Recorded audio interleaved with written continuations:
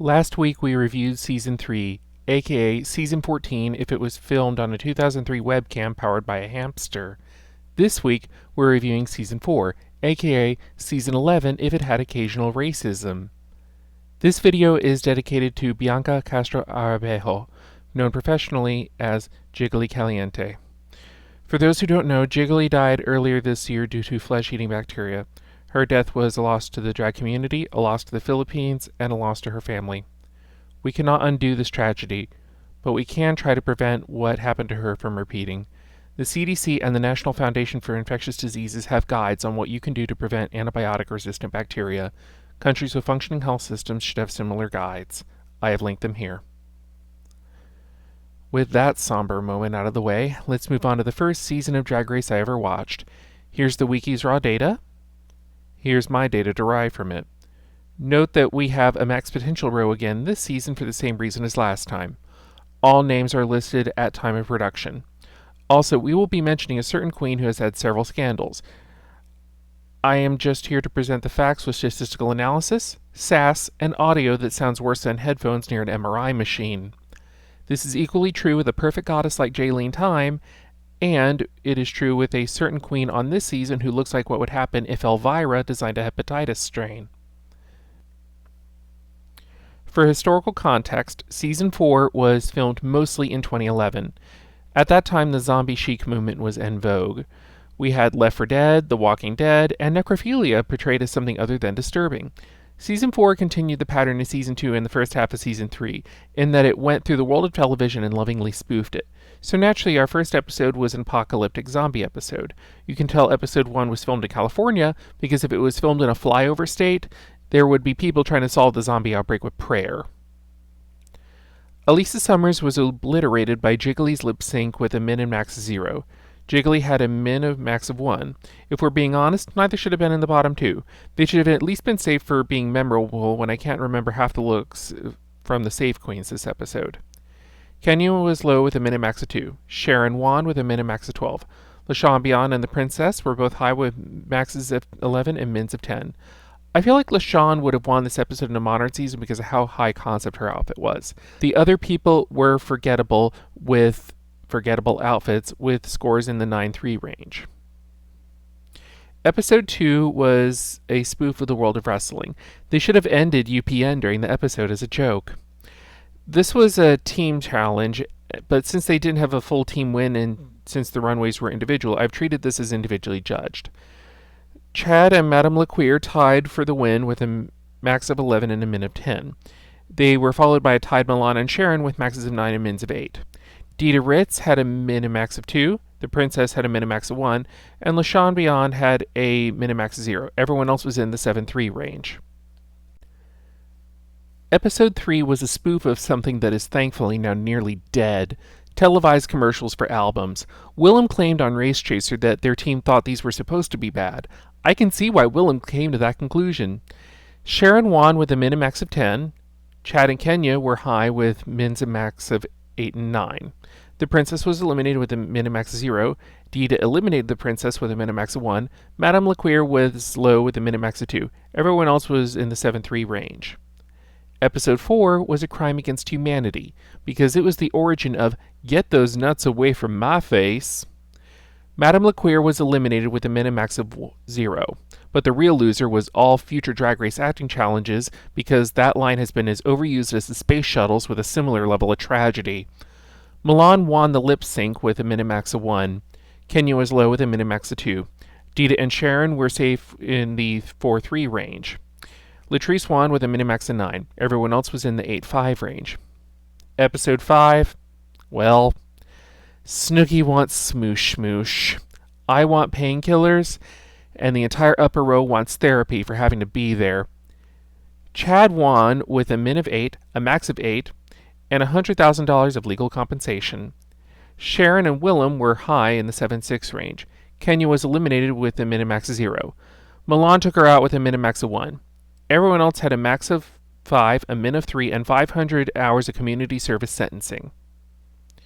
Before we go on, Kenya came back for some reason later this season, so she's still in the grid here, but since she isn't competing, she has a min and max of 0 and a max potential of 0. In episode 6, the queens were each given a color of what the show calls the original pride flag. Great, now I need to give a history lesson. While it is true this was the first entry in the lineage of rainbow and striped pride designs, this was not the first queer pride flag. Prior to this, the pink triangle, black triangle, and star triangle designs were all used as symbols of defiance.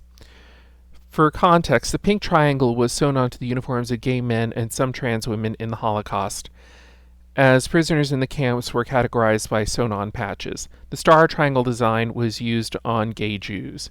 The black triangle was used for basically everyone else who didn't get a designated badge of targeting. When the camps were liberated by the Allies, most populations were liberated. The gays, however, were forced to remain imprisoned. Homosexuality remained a crime in Germany after the war, and West Germany's government convicted more than 50,000 victims of homophobia. It was not until the 80s that homosexual victims were acknowledged as Holocaust victims by the German governments. Across the English Channel, Alan Turing and people like him were imprisoned under similar laws. Both sets of discriminatory laws were made by Christians and their organizations. This is why Christians are the enemies of queer people, because they will murder us given the chance, and they will not even have the decency to acknowledge it happened until decades later, and even then, they will pretend to have not been associated with it. After the war, the pink triangle and their related designs became symbols of not only defiance by queer people, but also as a reminder to other people that Nazi and Nazi-esque persecution of queer people did not end. It just changed management. This is also one of the reasons pink was included in the original pride flag. Although Drag Race at this time was not ready to discuss the realities of the pink triangle logo, I'm glad they used the original flag design that kept the referencing pink. Milan was eliminated this episode with a Minimax of 0. Jiggly beat her in the lip sync with a Minimax of 1. Dita Ritz was low with a Minimax of 2. Willem Wan with a Minimax of 7. Sharon and Chad in the 4-3 range, and Fifi and Latrice in the 6-7 range. Episode 7 was the magazine one. It was also a harbinger of several things that happened in my life over the last few years, but that's another matter. Willem took out Jiggly, meaning they had mins and maxes of 1 and 0 respectively. Fifi won with a Minimax of 6, Sharon was high with a Minimax of 5, Dita was safe, Minimax of 4, Chad and Latrice, 3-2 range. Episode 8 should be studied by modern Drag Race seasons, or at least anything from the double-digit era. Not only was it the peak of a well-built storyline, it also had something that All-Stars 3, All-Stars 4, All-Stars 8, Season 10, UK vs. the World Season 1, and several other seasons have all failed at, eliminating a frontrunner and not having the ratings of the season tank. Yes, this is where Willem won and was eliminated. Note that since the queens were treated individually for the lip sync, I am treating this episode as an episode with 6 competitors, even though they were in teams of 2. Willem and Latrice were in the top with a max of 5 and a minimum of 4. Chad and Dita were in the 2-3 range, and Sharon and Fifi were 0 and 1. They also gave the only great lip sync in this season that didn't feature Dita Ritz or Kenya's return. Episode 9 started off with the best Drag Race acting challenge ever, where Sharon played Rue and Fifi played Willem. Tragically, the challenge itself aged like milk the day after you buy it, from Aldi, and then you forget about it, and then you leave it in the trunk overnight, in July, in Florida. The political debate challenge was absurd because it portrayed a world where democracy was a tragic joke in America. Latrice should have won this episode just for the, and I realized that she was ugly, and I'm at peace with that line. Instead, she was in the bottom 2 with a Minimax of 1, defeating Dita with a Minimax of 0. Sharon won with a Minimax of 4, Chad high with a 3 and 3, Fifi had a 2 and 2. Speaking of the tragedy that is American politics, the next episode had Kenya giving herself a dangerous home abortion.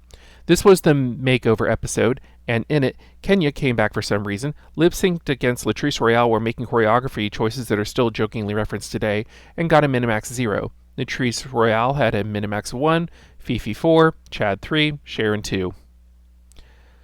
Someone I once dated said that Season 4 was basically Season 3 with more money and drugs. Given the ball and the interesting musical number compared to the hairball, I believe it. Latrice was eliminated with a Minimax 0. Chad was in the bottom to show vulnerability with scores of 1 and 1. Fifi was 2-2. Sharon was 3-3. Season 4 had a few filler episodes and then a live finale. but the real impact was the effect on the future. All Stars 1 was originally shot the year after Season 4 and was supposed to feature Willem and Fifi. Yuki suspects that All Stars was originally developed for Sharon to win, but then Sharon won and then Chad got All Stars instead. For whatever reason, Fifi was not included in the cast and Willem was pulled out last minute by production. This prompted a feud between Willem and WoW. Season 4 also created Alaska's storyline in Season 5, along with their Alaska Talk storyline. Following that, All Stars 2 was the director's cut of Season 5. Season 4 would later be the template of Season 11, which impacted All Stars 6 among many other seasons. Alaska and Willem would later figure out that the studio had started one-sided feuds with enough queens it was possible to build an entire media empire around them, and that would become the basis of Mom. If you enjoyed this video, like, comment, share. Put your fascist and bigoted elderly relatives in abusive nursing homes. Ring the bell.